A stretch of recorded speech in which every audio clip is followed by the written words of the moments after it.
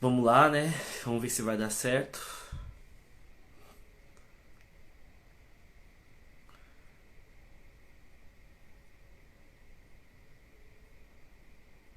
Opa.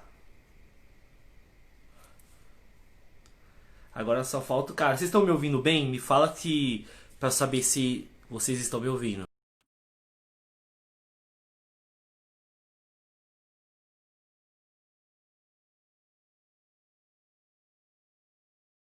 Não tá indo. Deu o mesmo erro. O que tá acontecendo? É o seu Instagram? Vixe. Calma aí. Adicionar. Foi. É, Olha, eu acho que foi, viu? E quando eu tirei aqui, deixa eu recolocar aqui.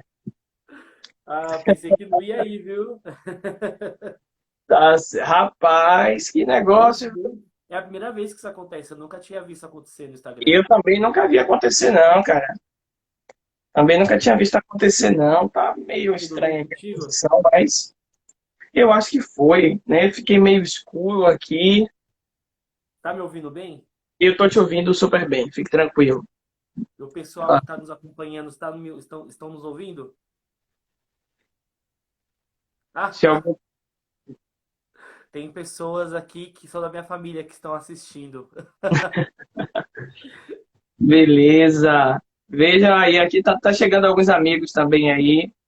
É, Se apresente, os, se apresente. Acho que como agora eu que chamei, né? pode ser que tenha uma galera que não te conheça. Então é bom você se apresentar e depois eu me apresento. Pronto, beleza, beleza. Então vamos lá, gente. Boa noite a todos. Eu me chamo Rodrigo Lima, sou de Salvador, tá? Sou daqui da Bahia, sou professor de literatura, de língua portuguesa, sou pesquisador também, né? Doutorando, estudante de crítica textual e de literatura negra, tá? De vez em quando eu me ouso a escrever alguma coisa. E em 2016 eu publiquei também um livro de contos, né, chamado Travessias Urbanas. E tive essa ideia, essa oportunidade de convidar essa pessoa aqui especial para conversar comigo, que ele vai se apresentar agora para os meus colegas de Instagram, para os meus alunos, para vocês conhecerem aí quem é essa fera. Fala aí para mim, Thiago. Boa noite, galera. Para quem não me conhece, quem é da página do Rodrigo, quem acompanha o trabalho do Rodrigo, meu nome é Thiago Carneiro e eu criei a página Afronerd, que nada mais é que uma página para trazer representatividade em quadrinhos e toda a diversidade que essa mídia ela pode nos oferecer. E na minha página eu costumo escrever resenhas dos quadrinhos que eu leio. Então toda semana vocês vão ver pelo menos, sei lá, de 4 a 5 textos a respeito de quadrinhos, focando muito realmente na diversidade que ele tem a oferecer, que essa mídia tem a oferecer. Então vocês vão ver quadrinhos nacionais, europeus, americanos e mangás e todo tipo. Então é muito comum vocês verem tudo isso aqui na página. E convido vocês, depois que terminar essa live, quem já não acompanha o Pronerd, para vir conhecer aí as publicações. Estou numa semana bem legal falando das narrativas periféricas, que é um projeto de quadrinhos que foi criado pela editora Mino, que chamou 6 jovens de periferia para escrever suas obras com todo um auxílio da editora e também de grandes autores do Brasil. E aí os projetos já saíram e agora é só alegria, né, para quem está acompanhando e para os autores que estão finalmente tendo o seu trabalho publicado. Massa. Qualquer dia desse eu vou mandar um exemplar do meu livro aí para eu ter a honra de ser anunciado também pelo Afronerd, quem sabe, né? Claro. Assim, as coisas às vezes demoram, mas elas aparecem. Beleza. Tiago, quando eu pensei, me veio o seu nome para a gente conversar, porque essa proposta aqui, aproveitando esse momento de pandemia, aproveitando também esse momento em que eu estou ganhando mais intimidade com as redes sociais, tá? Para divulgar também o meu trabalho, para falar daquilo que eu gosto, que eu tenho feito, para poder influenciar também outros jovens. E a primeira coisa que me vem é a importância de conversar com uma pessoa como você, como um leitor, para os meus alunos, e aí tanto da escola pública quanto da escola privada, sabe? Eu fico muito contente em poder conversar com alguém que, em meio a essa dimensão que nós estamos vivendo, de tecnologia, porque a tecnologia é muito sedutora, muito, muito sedutora, e ao mesmo tempo ela nos rouba muito tempo. E aí eu consigo encontrar uma outra pessoa fascinada por livros, né, que tem um contato por literatura, que goste com muito afim disso. Então, a primeira coisa que eu penso é na sua importância enquanto representação de leitor para esses meus alunos, sobretudo de escola pública. E aí eu quero fazer uma pergunta introdutória, que é essa pergunta que tem a ver com uma questão biográfica. Quem é esse Tiago? Como é que esse Tiago tem contato com essa leitura desde a infância? Como é que começa a surgir, não só pelos quadrinhos, mas o seu contato com a literatura de modo geral, assim, de modo mais apaixonado? Tá? Conte aí um pouco para essa história. De onde você é? Conta aí para a gente também. Sim. Bom, eu sou aqui de São Paulo, capital. Nunca morei em outro estado ou outra cidade que não seja São Paulo. Porém, sempre morei em bairros periféricos aqui na cidade. Eu acho que agora, nesse momento da minha vida, que eu estou morando num bairro que seja um pouco mais central, mas não é central em si. E, assim, eu fui o último filho da minha mãe, então, assim, eu e minhas quatro irmãs. E no começo, assim, das minhas recordações de infância, morava muito mais gente além de mim, entendeu? Então, era eu, minhas irmãs, meus primos, todo mundo junto no mesmo ambiente, porque, enfim, as circunstâncias da vida que minha família passava e não dava uma comodidade naquela época, sabe? Então, foi um momento de se reerguer, tanto para minha mãe como para minha tia. E, assim, leitura na minha casa não era uma coisa muito frequente, porque como tanto minha tia como minha mãe foram mães solteiras, elas estavam muito focadas ali em conseguir o sustento do dia a dia para nós, e não tinha como focar em ter essas aquisições de livros, de nos apresentar esse tipo de universo literário, porque elas também não tiveram isso para elas em si. É aquela coisa, né? A gente sabe que no Brasil a maior parte da população carente é a população negra e sofre aí com a ausência desses privilégios e na verdade acesso também, a ausência desse acesso à leitura, e isso dificulta muito esse laço, né, da pessoa negra com o hábito da leitura no geral. Não que não haja pessoas não negras que não leiam, mas enfim, dá para entender assim por base. E eu acho que meu interesse principal foi realmente quando eu na escola, eu comecei a ter um contato com um grupo de amigos que gostavam muito de ler. Eu via que os pais deles ofereciam leitura para isso e tudo mais. Eu não tinha isso ofertado pela minha mãe, mas ao mesmo tempo, conforme eu fui crescendo, minha mãe foi me dando a possibilidade de comprar alguma coisa ou outra. Então eu comecei muito lendo mangás, apesar de que há muito tempo atrás eu tenho uma recordação muito vaga que teve épocas que minha mãe pegava doações e tudo mais, e vinham alguns quadrinhos da Turma da Mônica e até mesmo alguns livros ilustrados da Disney. Assim, é muito tempo atrás mesmo, eu nem consigo lembrar quantos anos eu tinha. Então, assim, esse contato ele foi muito raso na época. Minha paixão de quadrinhos, ela realmente não começou por aí, ela começou com os mangás no início da minha adolescência. E eu passei aí nas bancas porque eu ia no mercado para minha tia e eu passava na banca toda vez que eu voltava e via os mangás. E aí, quando dava, eu comprava um, comprava outro, de forma bem aleatória. Às vezes não era nem numa sequência, porque não tinha dinheiro para comprar quinzenalmente como saía, sabe? Era uma coisa que quando dava para eu passar e tivesse um dinheirinho, eu comprava. E posteriormente, já com o meio acadêmico, né? Já falando um pouco das minhas aulas de literatura na escola, que Mas só antes de você começar a falar desse lado mais adulto, já indo para a não, universidade. nem ia falar do Não? lado mais adulto, ia falar na escola mesmo. Que na Ah, escola eu certo. tive um contato com a literatura, que minha professora de português, eu posso dizer que ela foi uma Sim. professora excelente. Ela nos deu o que ela pôde, assim, dentro da estrutura que ela tinha, dentro do tempo que ela teve para com a Estudou em turma. escola pública, Thiago? Sim, a minha vida inteira. E ela conseguiu nos apresentar um pouco da literatura e um pouco das escolas literárias do Brasil, enfim. E eu tive muito contato com algumas obras, então gostava muito, mas realmente quando eu fiquei adulto não me puxei a esse ponto. Mas sim, li algumas das obras principais, Capitães de Areia, é, li O Alto da Barca do Inferno, li Os Lusíadas, não a versão inteira, né, porque que é um poema, né, mas tive um contato com a obra e, enfim, alguns outros autores. E foi esse, eu acho que, meu início com a literatura e com o universo de quadrinhos. Alguém está sugerindo, Thiago, para você aumentar mais o seu microfone um pouquinho. Enquanto você aumenta aí, eu aproveito o comentário de alguém aqui, né? Sempre os professores de português. Eu acho que é fundamental isso, né? É por isso que eu me vejo numa situação de uma responsabilidade imensa toda vez que eu adentro a sala de uma escola pública, porque eu sei, como você mesmo chamou a atenção aí, que a leitura, né, o acesso a esses textos é um privilégio, né? Eu lembro daqui de Sueli Carneiro, filósofa, é, é, acho que Tá melhor começou, agora? agora tá dando retorno da minha voz. Agora tá Calma bom. aí. Calma aí. Mas pode seguir. Não, eu acho que tá melhor. É melhor a gente continuar assim, que tá ótimo. Pra mim, tá tranquilo, viu? Eu tô com medo de. Áudio perfeito. Mas eu É, achava que era com fone.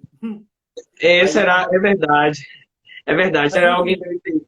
vai explicando o que você estava explicando, eu vou pegar um outro. Pronto, eu estava falando que, como eu me sinto numa responsabilidade muito grande e aí falando todos com vocês que estão aqui comigo, numa responsabilidade muito grande quando eu entro em sala, porque eu sei que esse acesso à leitura não é um privilégio para todos.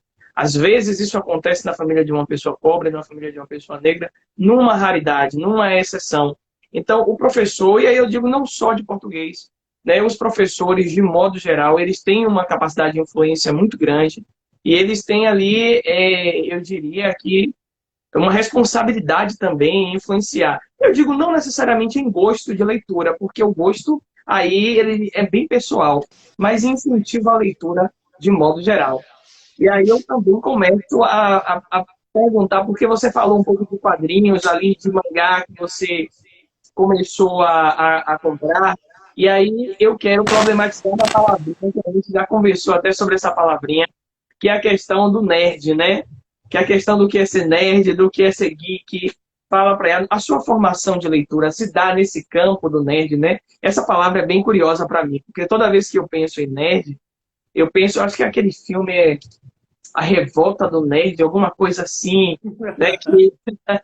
Que é aquela ideia ainda do nerd como algo pejorativo, como um xingamento para aquele adolescente que é antissocial, aquele adolescente que não consegue se envolver com as coisas, e termina encontrando na leitura esse abrigo.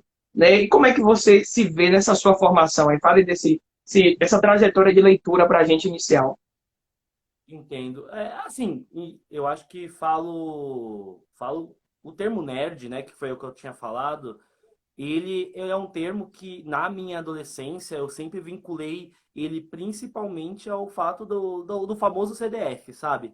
O cara que tava ali para gabaritar nas notas, na escola, o cara que tava ali para estudar realmente com muito afinco, com muita dedicação, e eu sempre fui essa pessoa de fato. Eu tinha bem realmente um envolvimento escolar muito grande, tanto que assim, eu procuro visitar a escola que eu estudei pelo menos uma vez por ano. Então, uma vez por ano eu visito a escola porque eu tinha um vínculo muito forte com meus professores e eu era realmente um aluno, modéstia à parte, um aluno exemplar. Então, eu vinculei muito na minha cabeça ser nerd com o cara que era muito dedicado aos estudos, que era uma pessoa inteligente, talvez um pouco um QI elevado, não sei, talvez seja um pouco audacioso falar isso, mas enfim, eu sempre associei dessa forma. E por consequência, talvez por alguma ligação, porque geralmente na escola, antigamente pelo menos, ou talvez ainda seja assim, essa pessoa que estava nesse perfil, ela sempre era hostilizada, né? E ela encontrava refúgio, como você falou, nas leituras, no gosto pela cultura pop, que na época não era cultura pop, né? Era coisa de nerd. Então, ler quadrinhos era coisa de nerd, gostar de Star Wars era coisa de nerd, sei lá, ler mangá, gostar de desenhar, essas coisas todas, elas eram muito vinculadas, pelo menos aonde eu estudei, durante todo o processo educacional que eu tive na escola pública, era visto dessa forma. E aí, claro, 10 anos depois, um pouco, 10 não, vai, uns 5 anos depois do meu término de escola, veio essa surpresa do termo nerd ele ter se tornado pop, e ao mesmo tempo tudo que era antes de apreço das pessoas que se consideravam nerds, é, virou cultura pop. E hoje todo mundo gosta. E eu acho que tem uma vantagem muito boa nisso, porque você abre um mercado para isso, você tem uma série de produtos que vão ser trabalhados em cima daquilo que você sempre gostou a sua vida toda e que antes não tinha. Para você comprar uma camiseta de super-herói, você tinha que aqui em São Paulo, você tinha que ir na Galeria do Rock e mandar estampar. Você não ia na Renner, na Riachuelo, na C&A, em qualquer uma dessas lojas de departamento e encontrava uma camiseta. Você não encontrava. Você não tinha comic shops, tantas comic shops que apareceram e depois, ao mesmo tempo, deixaram de existir por causa das grandes Mag Stores também, enfim, que eu acho que é outro assunto. Mas, de qualquer forma, o acesso a tudo isso, não vou dizer que ele melhorou, mas houve mais vias de acesso, entende? Sim, sim.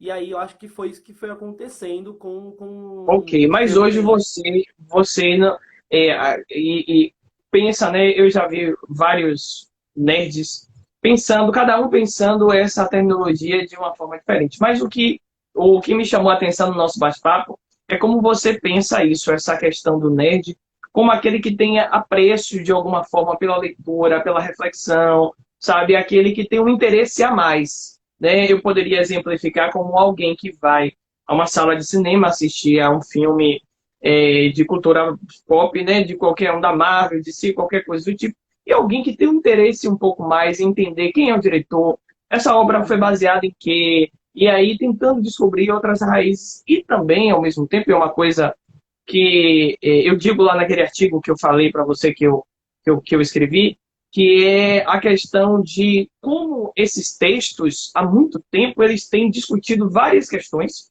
que para algumas pessoas são questões contemporâneas, são questões de 2020, 2019, mas já há muito tempo estão sendo discutidas nesses textos, nesses quadrinhos, mas as pessoas só encararam esses textos o tempo inteiro como algo de fruição, não é só algo como um prazer, como uma brincadeira, mas nunca entenderam, por exemplo, nunca encararam Stan Lee como um intelectual, né? Um intelectual do século XX que está ali discutindo, que está ali traduzindo a partir da sua literatura várias questões sociais. Sim. Então, é esse detalhe que me chama a atenção. Aí eu também queria já aproveitar aqui para falar com você, porque embora você tenha também esse gosto, como eu tenho, né, muito mais o seu como um nerd, o meu como um apreciador. Alguém fez uma divisão aqui nos seus comentários, né, o nerd intelectual e um apreciador, Uhum. alguém que gosta. Eu estou muito mais por aí, alguém que gosta. Não sou tão assim especialista. Só que o que me chama a atenção na sua trajetória é, já começar pelo nome, Afronerd, é que parece que em algum momento esse jovem negro começa, eu vou usar um termo bem moderno, né? Escurecer as suas leituras, empretecer as suas leituras, começa a se conhecer. Na vida, na verdade, de todo jovem negro, sobretudo o jovem negro que não tem uma educação antirracista, por exemplo, como eu não tive, em algum momento há um marco na nossa vida em que a gente desperta assim, diz, nossa, só eu não percebi ainda que eu sou negro, só eu não percebi ainda que esses problemas estão associados a várias outras questões. Tem algum marco na sua vida, tem algum marco na sua leitura que você diz assim, eu preciso ler outras coisas, eu preciso me interessar por outras coisas aqui. Tem algum marco? Eu diria que foi a própria criação do Afronerd. Eu Que diria marco? que foi a criação do Afronerd, porque. E o mais interessante é porque quando eu criei o Afronerd, eu não tinha intenção de levantar a bandeira, mas aí eu já vou entrar no. Vou entrar, eu acho que nas explicações que eu achei muito importantes. Eu não tinha, na verdade, eu tentava fugir ao máximo disso. Eu queria apenas tirar foto dos quadrinhos que eu estava lendo e comentar alguma coisa em cima. Nem resenha mesmo eu escrevia. Era realmente uma coisa hobby puro e também por ser um estudante, né, de marketing e da comunicação no geral, digital, sempre trabalhei com isso. E a rede social, na época que eu criei, ela era muito recente, ainda estava muito iniciando no Brasil como um formato mercadológico, então eu precisava entender como aquilo funcionava. Então eu fui lá e criei minha página e comecei a fazer ali post dos quadrinhos que eu comecei a comprar. Uma coisa que não tinha pretensão. Eu só vi que realmente começaram a vir pessoas que eu não conhecia e curtir e me seguir. Falei, legal. Isso quer dizer que tem um público que gosta disso e que eu gosto do que eu gosto e pode ser legal de conhecer pessoas e tudo mais. E foquei na época, era um perfil pessoal meu. E depois, com o tempo, eu falei, agora eu tô publicando só quadrinhos nesse perfil, eu não tenho falado sobre coisas pessoais, não tenho feito nada aqui que não seja relacionado a quadrinhos. Foi o momento que eu voltei a colecionar quadrinhos. E aí eu decidi, vou criar uma linguagem visual e tudo mais e vou colocar lá. E aí eu fui testando várias coisas. E o nome Afronerd já estava na minha cabeça. Só que eu me negava a usar porque eu sabia que quando eu colocasse afro, eu ia puxar, eu ia ter que me posicionar de alguma forma nesse sentido. E eu já tinha essa consciência, mas eu tinha uma visão muito deturpada das coisas, sabe? E aí um amigo meu, que também é morador de periferia aqui em São Paulo, ele insistiu muito para mim, para que eu usasse o nome Afronerd. Ele insistiu muito. E aí eu decidi usar. Falei, vou usar. Peguei e criei o logo, a linguagem visual com a Afronerd e caiu perfeito. Todos os outros que eu testei não estavam bons. Mas aquele que eu fiz ficou perfeito. Eu falei, quer saber? Vou usar. É engraçado que parece que tudo fez sentido, né? Aí tudo fez sentido, né? E aí eu coloquei. E aí foi. Aí quando eu criei o Afronerd, aí criou a linguagem visual, as pessoas começaram a surgir também. E aí eu acho que foi o momento que outras pessoas que já tinham uma visão mais crítica sobre toda a questão da cultura pop, dos acessos, do quanto esse meio ele é racista, o quanto esse meio sofre de representatividade. Enfim, quando tudo isso começou a acontecer e as pessoas começaram a entrar em contato comigo e conversar, alguns de uma maneira mais próxima e falar, olha, você tá vendo o que está acontecendo e tudo mais? E são pessoas que hoje são grandes amigos meus. E aí eu comecei a me tocar dessa forma, entendeu? Porque foi a criação do Afronerd e ao mesmo tempo as pessoas com quem eu me envolvi. E aí aconteceu o quê? Eu comecei a olhar, né? Teve um amigo meu, que nem é de São Paulo, de Recife. Nós se conhecemos através do Afronerd. E ele pegou e falou assim, quando você for nos eventos de São Paulo, aproveitando que São Paulo tem muitos eventos de quadrinhos e cultura pop, você observa quantas pessoas negras estão lá. Quantas pessoas negras têm dinheiro para pagar 120, 150, R$ 200 para ir num evento de quadrinhos ou cultura pop no geral. Quantas pessoas podem de verdade entrar num evento ou entrar numa feira de quadrinhos e adquirir que seja 2 livros, que seja, sabe? O acesso ele realmente é para todos? É realmente democrático? É realmente diverso? Não é diverso. Eu reparei isso, ele me fez fazer esse exercício e eu ter a minha visão. Não foi ele ele não tentou me convencer com o argumento dele, ele fez com que eu fizesse o exercício de observar. E aí eu passei a observar. E aí eu passei a olhar tudo. A partir disso, eu comecei a olhar tudo de forma mais crítica. Quantas pessoas negras estavam produzindo quadrinhos? Quantas pessoas negras estavam ali nas mesas vendendo alguma coisa? Quantas pessoas negras estavam nas páginas produzindo conteúdo? Eu comecei a olhar. E aquilo foi, eu acho que, tipo, o boom, sabe, pra mim. Porque aí mudou completamente a minha vida. Eu falo assim, o Afronerd foi um ponto que mudou a minha vida por completo. Eu não sou a mesma pessoa de antes do Afronerd, entendeu? Eu não sou, é outra pessoa, com outra visão de mundo, com outro senso crítico. E acho que foi isso. Eu vou aproveitar esse seu depoimento. Você foi falando, eu fui pensando em um monte de coisas, assim, porque a gente costuma, teoricamente, falar sobre a questão dos encontros na diáspora, né? Então, quando a gente pensa na diáspora negra, nesse modo como os afro-brasileiros, né, os descendentes de africanos foram espalhados por toda a parte do mundo, a gente percebe que foram caminhos diversos que fomos tomando. Por exemplo, os afro-brasileiros, os negros brasileiros aqui, têm as suas trajetórias que são diferentes das trajetórias, por exemplo, dos negros norte-americanos. No entanto, a gente percebe que há pontos em comum nessa história de cada um, desse tornar-se negro. Então você foi falando e eu fui identificando, interessante porque aconteceu na minha vida também, eu fui começando a me despertar, uma iniciativa que eu tomei, né? O meu tornar-se negro, Thiago, se deu a partir de um curso pré-vestibular, né? Foi quando eu disse assim, quero fazer uma faculdade. E aí eu descobri, primeiro, que eu não tinha uma boa formação. Quando eu peguei os cadernos do vestibular da Universidade Federal da Bahia, eu disse, não consigo nem entender o que tem aqui. Não consigo resolver uma questão. Aí eu disse, vou fazer um curso pré-vestibular e descobri também que eu não tinha dinheiro para pagar um curso pré-vestibular. Aí até que eu encontrei um quilombo educacional. Aqui na Bahia nós temos alguns quilombos educacionais, em São Paulo também existem alguns quilombos, né, eu conheço.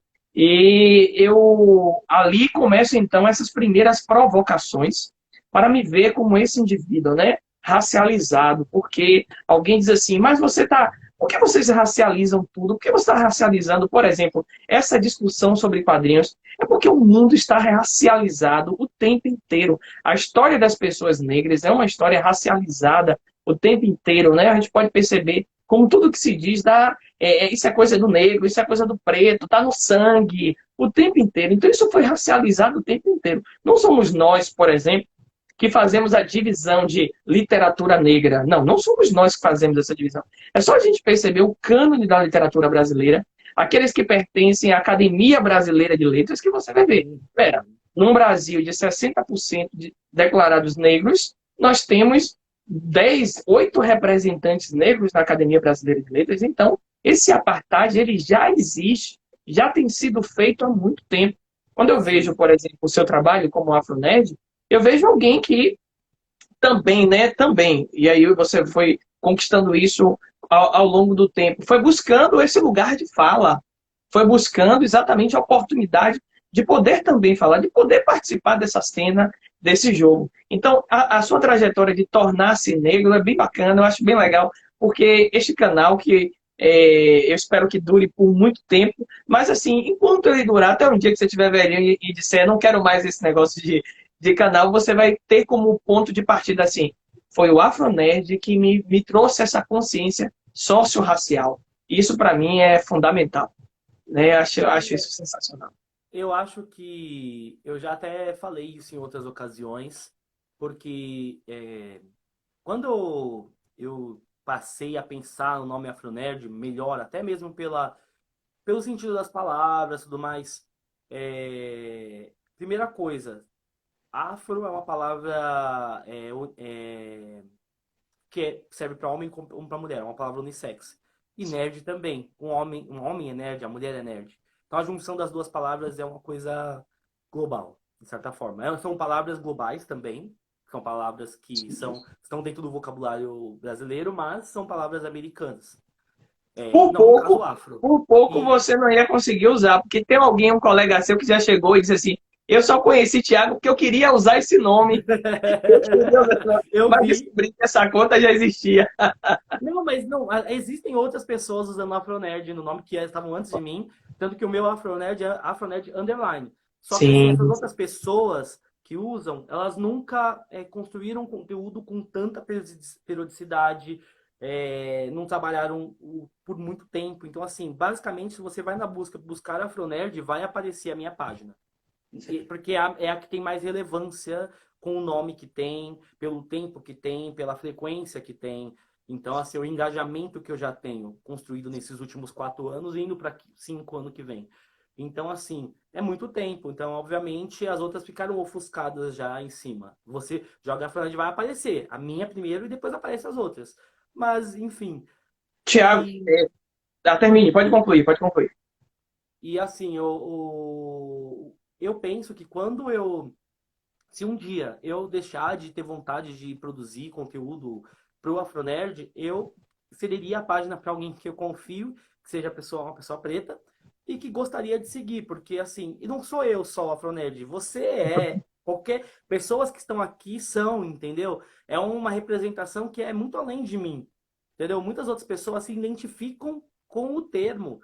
Então, assim, legal, eu fiz o loginho e tudo mais. Existe uma versão do logo que não tem o rostinho. Porque que é só a palavra Afronerd, porque hoje já consegui firmar ela como uma marca, a ponto que se eu tirar o rosto, as pessoas ainda vão associar pela tipografia, pelas cores, enfim. E eu gostaria muito, assim, se um dia eu realmente eu cansei, isso dá trabalho e tudo mais, eu vou passar, seja para alguém, mas pra uma pessoa que eu confie, que eu acho que vale a pena, que a pessoa vai se dedicar, assim como eu, a produzir um conteúdo legal que seja realmente faça sentido, entendeu? Eu não gostaria de acontecer uma coisa como aconteceu aí com...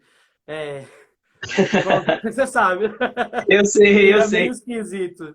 Oi, Tiago, veja só, no seu perfil você se apresenta como comentarista de quadrinhos, né? Que você faz comentários, que você é leitor, mas isso para nós, né? Para o campo das letras, isso tem nome, isso é crítica, né? Isso é Uhum. crítica literária. As pessoas às vezes têm uma visão equivocada desse termo do crítico, só como aquele algoz que está ali para sempre trazer uma visão ruim sobre uma coisa, mas não. O crítico, ele é um mediador também de leitura, ele é aquele que apresenta chaves de leitura, possibilidades, além de participar da cadeia econômica do livro, né? É importante isso. Hoje, raramente alguém vai dizer que vai comprar um livro pelo conteúdo, até porque o conteúdo você só sabe depois da leitura. Além das questões físicas do livro, né, da materialidade, da capa, temos também esse papel das pessoas que fazem essas resenhas.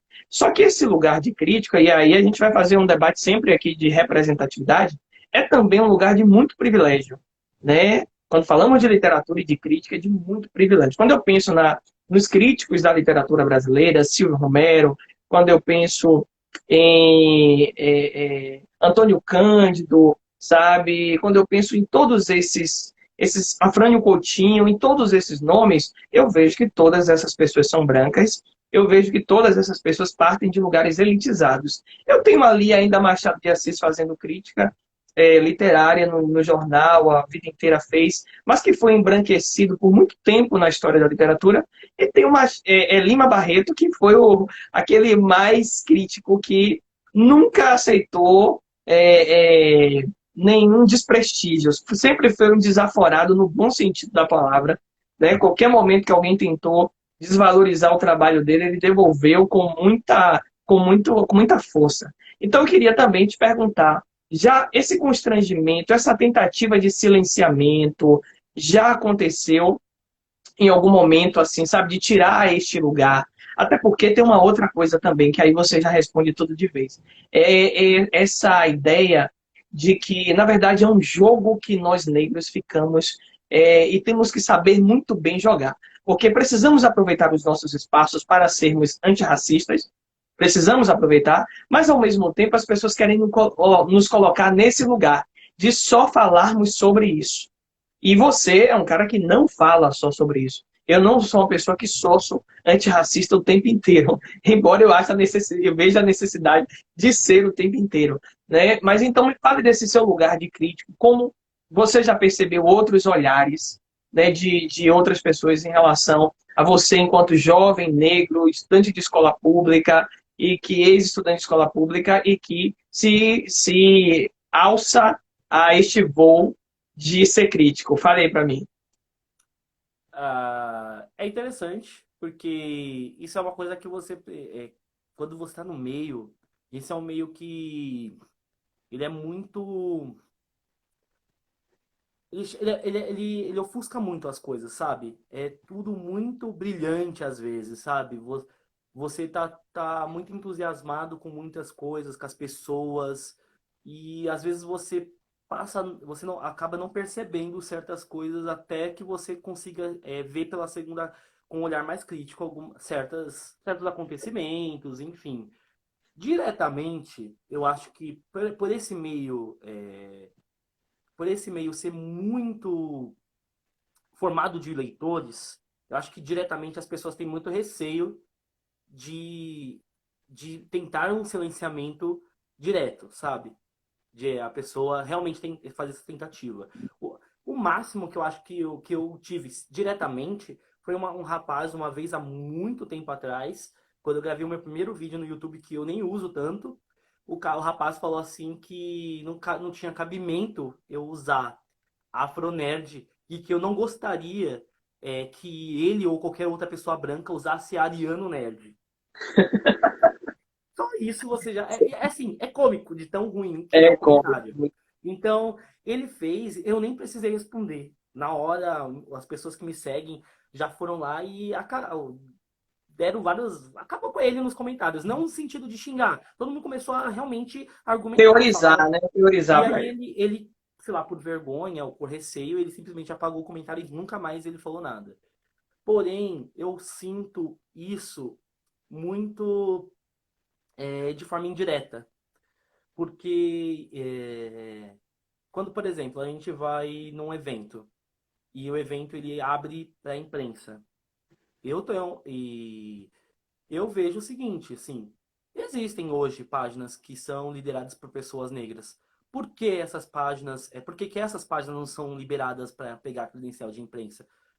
Sempre eu já vi eventos liberarem credenciais para pessoas que produz, às vezes, se for falar de números, com números menores do que uma pessoa negra e que produz um conteúdo, não vou dizer, quem sou eu para falar de qualidade, né? Mas às vezes, no meu ponto de vista, às vezes o cara negro que eu conhecia tinha mais frequência, tinha mais qualidade no material e ele não era aprovado, mas aquela pessoa branca era. Então, assim, isso para mim é um tipo de silenciamento.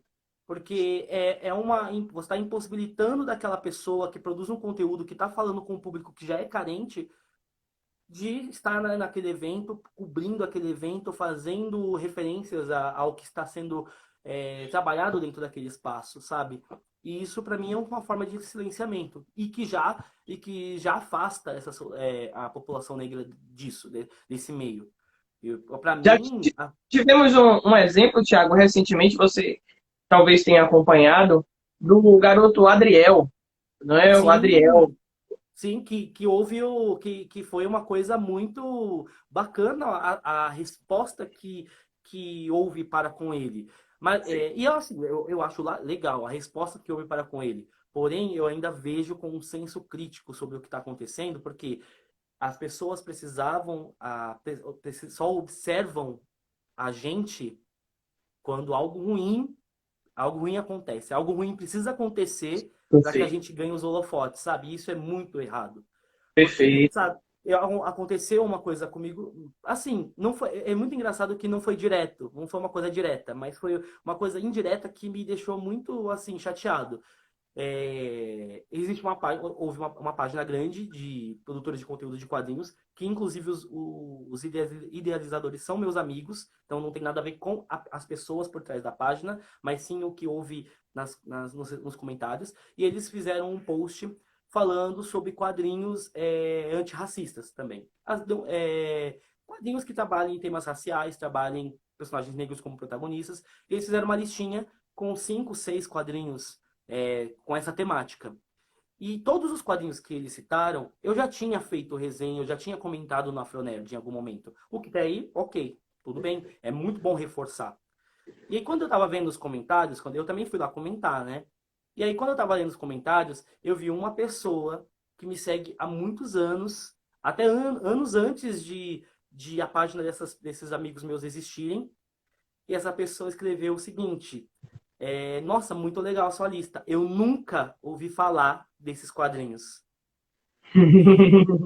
E aí eu falei, ok, tipo, eu falei dessas obras mais de uma vez no Afronerd. E ela tá falando que ela nunca viu Ah, Thiago, nada isso aí desse Afronerd.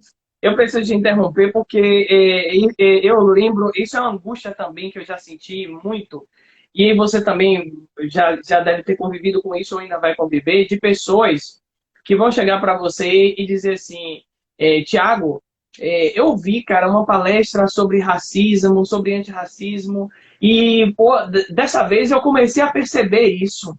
Dessa vez eu comecei a observar, agora eu estou entendendo o que é.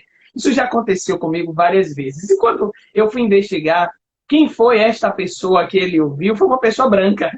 Quer dizer, até para falar de racismo, são as pessoas brancas que têm autoridade para falar. Isso é um Sim, fato muito curioso e muito angustiador, sobretudo para nós pesquisadores negros, sobretudo para leitores e as pessoas que estão nas mídias, porque nós estamos falando ali o tempo inteiro, mas a gente não é escutado, não é para se sim, escutar. Quando você começa a pensar, por exemplo, Thiago, se os colegas que estão nos acompanhando aqui forem pesquisar um pouquinho sobre a história da escravidão no Brasil, das pessoas negras, pode ver, nas chamadas do Google vão aparecer os pesquisadores brancos. Tanta gente importante que tem falado sobre isso há muito tempo, de Abdias Nascimento, Sueli Carneiro, sabe, de Slélia Gonzalez, de tanta gente que há décadas estão, né, Vilma Reis, anos escrevendo e falando sobre isso, mas nós temos apenas é, essa escuta quando parte de um não negro. Eu queria também, Thiago, nós já voltamos aqui a falar, estamos falando de quadrinhos, de mercado, estamos falando disso o tempo inteiro, mas eu queria te chamar a atenção também para essa questão, né, de como os quadrinhos, e aí eu falo dessa literatura de modo geral, a literatura infanto-juvenil, é uma literatura que projeta imaginários o tempo inteiro, né? O garoto está lendo ali. Isso me fez lembrar agora o Jeremias, né? O de Maurício de Souza lá. Sim. E o Jeremias, mas o Jeremias pede, como ele tem também, ele lê ali na metalinguagem, ele está lendo quadrinhos também, o tempo inteiro, ele está lendo quadrinhos, e como ele fica ali na representação o tempo inteiro. Eu penso, como essa literatura o tempo inteiro projetou uma ideia de belo, ela projetou uma ideia de herói o tempo inteiro. E aí eu queria que você começasse a falar sobre a importância dessas literaturas outras periféricas que discutem vários outros temas. E aí que você começasse a falar dessas literaturas e dissesse também a importância disso, né? A importância dessa outra representatividade para além de um personagem branco. Quando eu quero provocar os meus alunos para a literatura hegemônica, sobretudo anglo-saxônica, eu digo assim, existem outras literaturas para além de um menino branco que se apaixona por uma garota branca que tem superpoderes e essa história vai se passar numa trilogia, alguém vai morrer de câncer. Aí eu faço um resumão assim, eles se acabam de rir. Para além desse enredo aí, fale para a gente sobre outras possibilidades textuais e de narrativas. Certo. Assim, para começo, assim, só para começar, eu acho muito importante que eu conversei contigo antes, até mesmo nas nossas conversas antes desse bate-papo, é que, assim, quadrinhos é uma mídia muito grande, muito ampla, e ela possibilita N histórias serem contadas. Então, assim, e principalmente quando você tem uma pessoa negra por trás do roteiro, ela provavelmente ela vai trazer algo de ponto diferente, porque ela quase nunca teve essa oportunidade de estar contando uma história. E quando ela tem, ela usa isso para contar a história de um ponto de vista que jamais foi contado, provavelmente. Então já é algo de muita relevância, já é algo de muita. Gera muito interesse. Não à toa, Marcelo de Salete ganhou aí o Eisner pelo Cumbi e ganhou já Angoulême, se eu não me engano, já ganhou várias outras premiações e foi republicado no mundo inteiro quando ele conta, através do estudo dele, da pesquisa dele, a história de Zumbi dos Palmares em Angola Janga. E também conta como que era a vida dos escravos, das pessoas escravizadas em Cumbi. Porque assim, até então a gente via textos de várias pessoas brancas, como você mesmo falou, representando essas pessoas. Mas Você você está com esse quadrinho aí, Thiago, perto de você? é fácil. Isso aqui é Até fácil. para até para mostrar para quem está aí com a gente. Ó, ó, esses são fáceis. Tá fácil, fácil de acesso. Ok. Cumbi, que já foi republicado acho que umas 3 vezes. Esse daqui já é a segunda publicação. E Angola Janga, que é a obra máxima aí do Marcelo de Salete, que conta a história dos Zumbis Palmares. Ele ficou 11 anos pesquisando para produzir essa obra aqui. Então, assim, esse é um exemplo. Esse é só um exemplo de uma pessoa que hoje é aclamado pela crítica e construiu uma história, uma narrativa, contando pelo ponto de vista de uma pessoa negra, uma história de pessoas negras também. Uma não, várias histórias. Mas aí eu vou usar até exemplos, vou pegando os exemplos aqui conforme eu vou falando, de outras obras que foram escritas por pessoas negras e que não necessariamente estão falando sobre o racismo diretamente, mas que também se tornam histórias diferentes. Que é justamente as narrativas periféricas, que é o projeto que eu acabei de ler que eu estou falando. Então você tem aqui os Crianças Selvagens, do Gabu, que é um rapaz negro de periferia que está contando aqui a história de crianças que estão em situação de rua, sabe? De estar morando nas ruas. E como que é o dia a dia dessas pessoas, dessas crianças. E a forma e a sensibilidade que ele escreve essa história, você não encontra, ó. Eu acho que eu não vejo pessoas brancas falarem sobre isso dessa forma. Porque não tem, eu acho que esse grau de sensibilidade na hora de enxergar esse acontecimento, porque talvez não conheça pessoas próximas que estiveram nessa situação ou que passaram por essa situação, sabe? Então, é um outro exemplo. Aí você tem um exemplo de um quadrinho de uma menina, que é a Kione, que fez aqui para todos os tipos de vermes, também faz parte das narrativas periféricas, e ela consegue construir uma história que traz Como é o nome? ficções para todos os tipos de vermes. E ela consegue trazer uma história que mexe com ficção científica e faz uma crítica social em cima de um grupo de pessoas que vivem dentro de um verme, enfim. E assim, mas ela tá falando aqui de questões sociais. E ela consegue construir de uma maneira diferente, interessante. Então, assim, há muitas formas de representar essas histórias. Igual aqui, a personagem principal do quadrinho dela é uma menina negra. E, enfim, isso é uma coisa importante, mas a história em si, ela não tá, sabe, o tempo todo. Não é porque tem um personagem negro no protagonista que ele tá o tempo todo querendo te esfregar na cara. Olha só, eu estou falando de Ô, racismo. Thiago, eu vou fazer uma provocação aqui pra gente, né? Para você, para todo mundo que está nos acompanhando, porque isso é bem interessante. Você vai falando, eu vou pensando aqui. Eles não estão falando não estão armados para um combate textual antirracial o tempo inteiro. Eles não estão latente na cara isso. Só que o racismo, e aí eu sempre ensino aos meus alunos, toda vez que eu tenho oportunidade, essa diferença de preconceito e racismo, e aí a gente fala que Uhum. racismo é um conjunto de violências que tem a ver com questões física, psicológica, econômica, cultural, religiosa. Então, em qualquer momento em que um negro se propõe a fazer literatura para falar, seja qualquer coisa, tipo para falar de amor, de afetividade, em algum momento essa literatura é antirracial também. Eu estou Sim, pensando sobre isso. exatamente. Não tem Porque como você não é ser. falar de um ponto de vista que não se deu oportunidade para dizer. Né? Então, assim, por mais Exatamente. que ele não queira, termina sendo. Mas na verdade eu acho que não é nem que eles não quisessem. O ponto é, naturalmente, eles construindo a história que eles estão construindo, porque eles estão trabalhando histórias que estão muito relacionadas à vivência que eles tiveram, é natural que isso vai ser impresso ali naquela obra. É natural. Assim como quando eu criei o Afronerd e eu me negava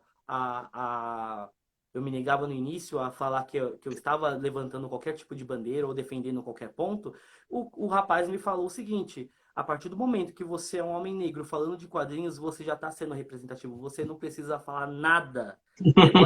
Você não precisa falar, olha, seja antirracista. A sua existência como homem negro, falando sobre qualquer coisa, eu poderia estar falando de outra coisa. Eu estaria ali numa posição política, de certa forma, e representativa. E Eu naquele momento digo, que ele falou aquilo, eu realmente falei, e tipo, não, eu nem tava mais tentando fugir na época que eu ouvi isso. Mas eu falei, realmente, assim, não tem como fugir de nada. Isso é quem eu sou, e isso é o que eu devo ser, e perfeito. que mais pessoas possam fazer a mesma coisa para que haja você toma conta desses espaços, porque ele também nos pertence. Ele também você pode ser um leitor de quadrinhos, você pode frequentar esses eventos, esses espaços te pertencem. As questões de acesso são outras, que também precisam ser trabalhadas, mas as pessoas não podem ser privadas de estar dentro desse espaço, de todos os espaços que elas foram durante todos esses anos, que é o que tem acontecido. E eu acho que Eu, a existência da Afronerd de qualquer outra página que tem uma pessoa negra por trás dos bastidores, ela é importante por isso. Porque ela mostra que é possível que qualquer outra pessoa negra produza conteúdo e esteja naquele espaço. Se ela quiser, ela pode. Ela vai encontrar percalços? Vai. É óbvio que vai. Eu encontrei, perfeito. É, mas ela eu precisa. E eu vivenciei isso, Tiago, eu vivenciei isso como também escritor, né? Quando eu publiquei este livrinho, e aqui eu também de estar apresentando indicações, esse livrinho de contos, né, que é o meu livro chamado Travesseiros Urbanos, são 15 contos, e são 15 contos que contam histórias diversas, de vivências diversas pelas periferias de Salvador. Acho que se alguém perguntar, Rodrigo, qual o destaque do seu livro, o que é que tem de diferente no seu livro, eu diria que seria, além dessa narrativa negra, mas a topografia da cidade de Salvador sendo apresentada por outras perspectivas. Então, assim, bairros, né, quando você pega, por exemplo, Capitães da Areia de Jorge Amado, apesar de ter uma narrativa que se propõe a ser periférica, marginal, para falar desse lugar de pessoas que não têm tanta visibilidade, ainda assim perpassa os principais bairros de Salvador, sabe? O centro, a Vitória, está sempre por ali. Então eu vou falar, por exemplo, do subúrbio ferroviário de Salvador. As histórias têm esse pano de fundo. E eu não tinha essa gana e essa militância ao publicar esse livro. Né? Não estava na cara esse desejo. Mas ao ler o livro, todo mundo consegue perceber. E eu vi isso pelo o ilustrador, quem a editora mandou meu livro para o ilustrador. E a forma como ele me ilustrou, né, a forma como ele me desenhou e desenhou esses passos, eu percebi que ele conseguiu ver ali um jovem negro escrevendo sobre o seu espaço, sobre o seu lugar. Eu queria que você comentasse, eu acredito que você tenha visto, os trabalhos de Hugo Canuto, Sim. né, fala aí da importância, porque eu acho que isso aqui também é um divisor de águas, né?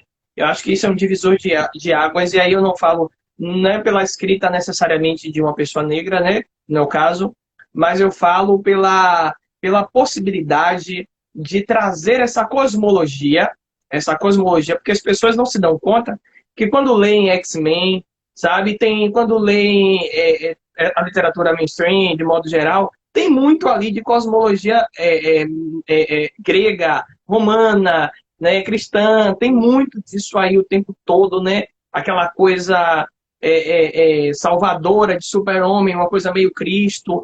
Então as Sim. pessoas não dão conta disso, de que essa literatura também tem cosmologia o tempo Sim. inteiro, essa literatura hegemônica. E daí a gente tem uma outra cosmologia aqui, um outro olhar. Como é que você vê isso como leitor de quadrinhos, leitor de modo geral? Diga aí. Para mim, eu acho extremamente importante o que o Hugo fez desde o começo do processo que ele estava no processo de produção de Contos dos Orixás. Eu já achei fantástico, sabia que seria um desafio e, na verdade, o sucesso que a obra dele alcançou me surpreendeu positivamente, porque eu achei que o Brasil, o país que se nega a assumir que é racista e que sempre demonizou as religiões de base africanas, eles não iriam abraçar esse tipo de obra da forma como abraçou, entendeu? Obviamente, nós estamos falando aqui é, de uma minoria ainda. Não. Então, e na real, assim, o Contos dos Orixás é um quadrinho publicado de forma independente pelo Hugo Canuto e com uma tiragem que não, nem de longe vai ser uma tiragem de um quadrinho de super-herói da Panini. Então, a gente tem dentro das devidas proporções, ele teve um sucesso muito grande. Tanto que ele está republicando, ele está reimprimindo e está continuando a história também. Enfim, mas é assim, é importante para justamente, eu acho que quebrar esse padrão. Quebrar esse padrão. Porque a cultura africana ela é tão rica quanto qualquer outra para produzir qualquer tipo de história, sabe? E ter uma pessoa e que vai lá e tem coragem de dar as caras e produzir e fazer essa história, ela é importante. Isso já causa com que outras pessoas queiram fazer isso. Tanto que aqui em São Paulo tem um rapaz que é o Bruno Brunelli. Ele não é negro, ele é um rapaz branco, mas que tem uma afinidade muito grande com candomblé. E ele decidiu criar algumas obras em cima, dentro do que ele sabe sobre essa religião.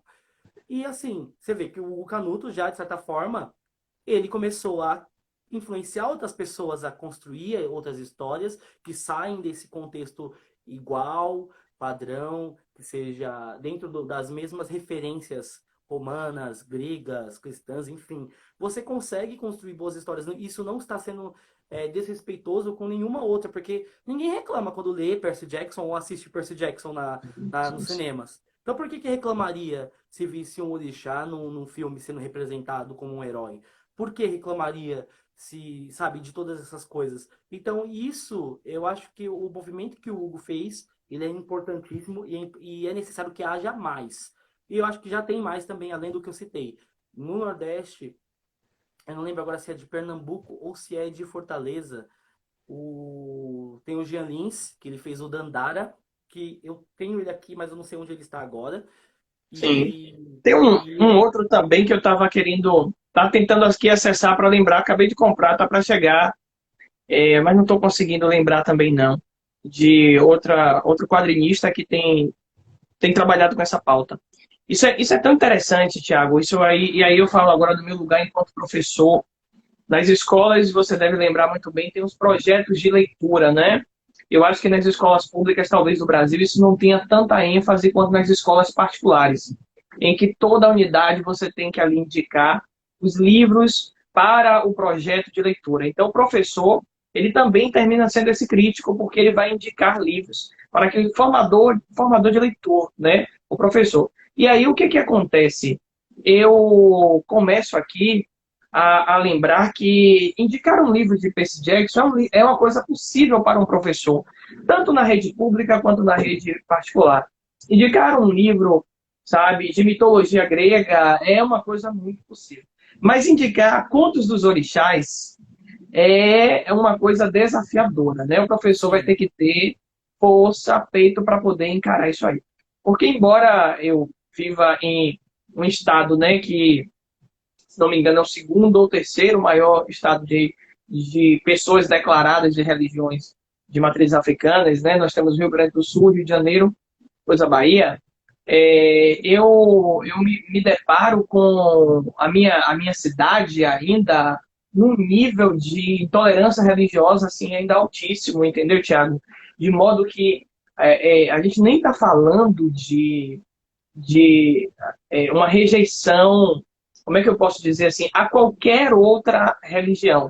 Não é isso. Não é uma rejeição. É uma rejeição específica às cosmologias negras. E aí eu sim, posso pensar Yorubá, Banto, deu alguma coisa que é de perspectiva negra, você vê que o racismo se instaura. E as pessoas perguntam, mas você está falando de religião e é racismo? É porque tem tudo, tem todo esse ciclo de violência aí, né? O racismo sim, está nessa questão. Então, eu posso passar um livro, um filme em sala de aula que fale sobre Thor, por exemplo, né? Que fale sobre Thor, um deus sim, extremamente cruel, uma divindade extremamente cruel, mas passar ainda algo sobre Exu, sobre Xangô, ainda é um desafio, infelizmente. E agora, a gente tem ainda uma ideia de que falar sobre isso é uma questão. Falar sobre isso é uma questão política, é ideológico. Esse é um debate político ideológico, né? E eu pergunto às pessoas, e o que não é ideológico, né? o que E não o é que político. não é? Eu E o que não é? sei. Tem um pessoal aí pedindo a indicação de leitura aí. A gente tem dado vários. Eu já falei do meu livro, falei dos contos aqui, você já falou de mais Ó, dois aí.